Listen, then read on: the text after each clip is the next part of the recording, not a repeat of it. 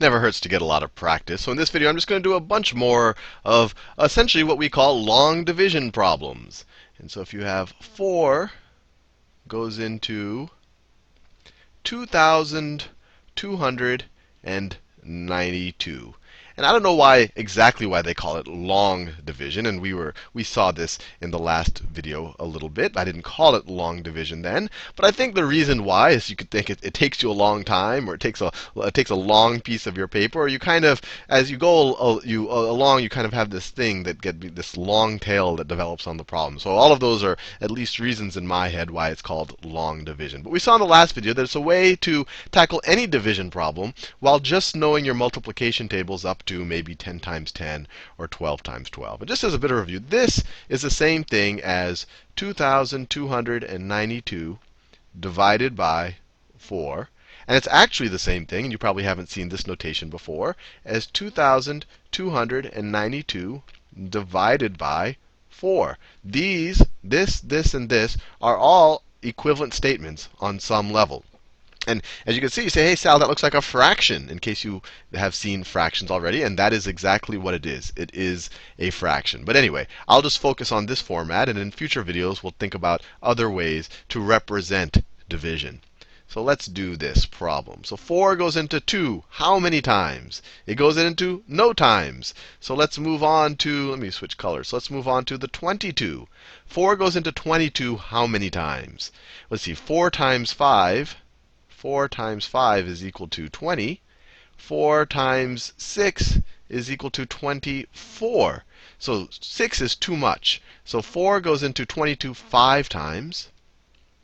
5 times 4 is 20. There's going to be a little bit of a leftover. And then we subtract. 22 minus 20, well, that's just 2. And then you bring down this 9. And you saw in the last video exactly what this means, right? When you wrote this 5 up here, notice we wrote in the hundreds place. So this is really a 500. But in this video, I'm just going to focus more on the process. And you can think more about what it actually means in terms of where I'm writing the numbers. But I think the process is going to be crystal clear, hopefully, by the end of this video. So we brought down the 9. 4 goes into 29 how many times? See, it goes into at least 6 times. What's 4 times 7? 4 times 7 is 28. So it goes into it at least 7 times. What's 4 times 8? 4 times 8 is 32. So it can't go into it 8 times, so it's going to go into it 7. 4 goes into 29 7 times. 7 times 4 is 28. 29 minus 28, to get our remainder for this step in the problem, is 1. And now we're going to bring down this 2. We're going to bring it down, and you get a 12. 4 goes into 12. That's easy. 4 times 3 is 12. 4 goes into 12 3 times. 3 times 4 is 12. 12 minus 12 is 0. We have no remainder. So 4 goes into 2,292 exactly 573 times. So this 2,292 divided by 4, we can say is equal to 573. Or we could say that this thing right here is equal to 573. Let's do a couple of more. Let's do a few more problems. Let me pick a nice, let me do that red color. So say we had 7 going into 6,475. Maybe it's called long division because you write it nice and long up here and you have this line. I don't know. There's multiple reasons why it could be called long division. So you say 7 goes into 6 0 times. So we need to keep moving forward. So 7, so then we go to 64. 7 goes into 64 how many times? Let's see. 7 times 7 is, well, that's way too small. Let me think about it a little bit. Well, 7 times 9 is 63. That's pretty close. And then 7 times 10 is going to be too big. 7 times 10 is 70. So that's too big. So 7 goes into 64 9 times. 9 times 7 is 63. 64 minus 63, to get our remainder at this stage, is 1. Bring down the 7. Bring down the 7. 7 goes into 17 how many times? Well, 7 times 2 is 14. And then 7 times 3 is 21. So 3 is too big. So 7 goes into 17 2 times. 2 times 7 is 14. 17 minus 14 is 3. And now we bring down the 5. We bring down the 5. And 7 goes into 35. That's in our 7 multiplication tables 5 times. 5 times 7 is 35. 5 times 7 is 35. And there you go. And so the remainder is 0. So all the examples I did so far had no remainders. Let's do one that maybe might have a remainder. And to ensure it has a remainder, I'll just make up the problem. It's much easier to make problems that have remainders than the ones that don't have remainders. So let's say I want to divide 3. Let's say I want to divide 3 into, I'm going to divide it into, let's say 1, 7, 3, 5, 0, 9, 2. This will be a nice beastly problem. So if we can do this, we can handle everything. So this is 1,735,092. That's what we're dividing 3 into.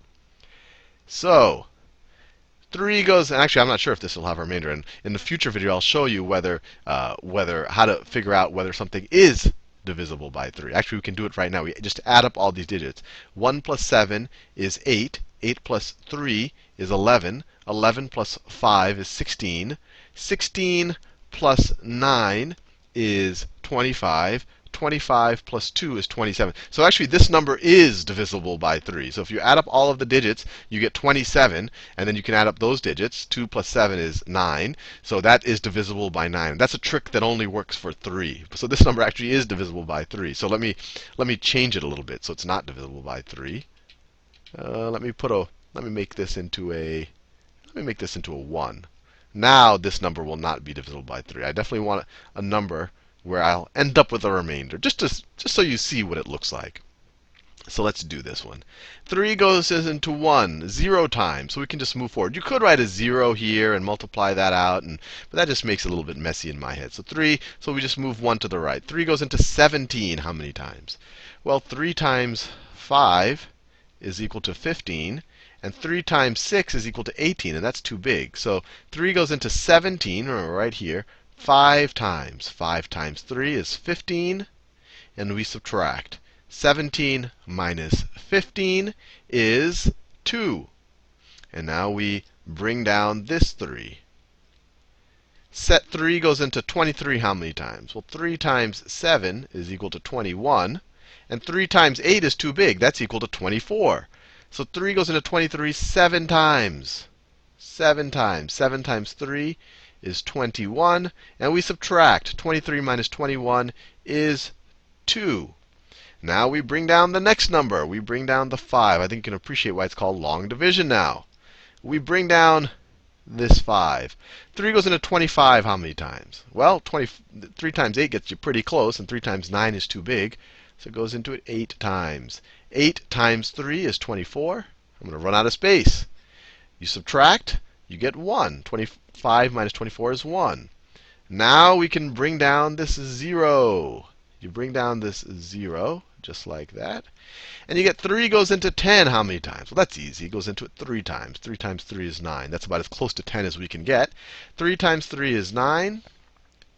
10 minus 9, I'm going to have to scroll up and down here a little bit. 10 minus 9 is 1. And then we can bring down the next number. I'm running out of colors. I can bring down that 9.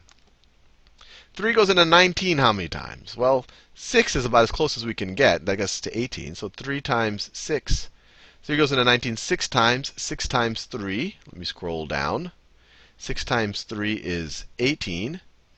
19 minus 18, we subtracted up here too. 19 minus 18 is 1. And then we're almost done. I can revert back to the pink. We bring down this 1 right there. Bring down that 1.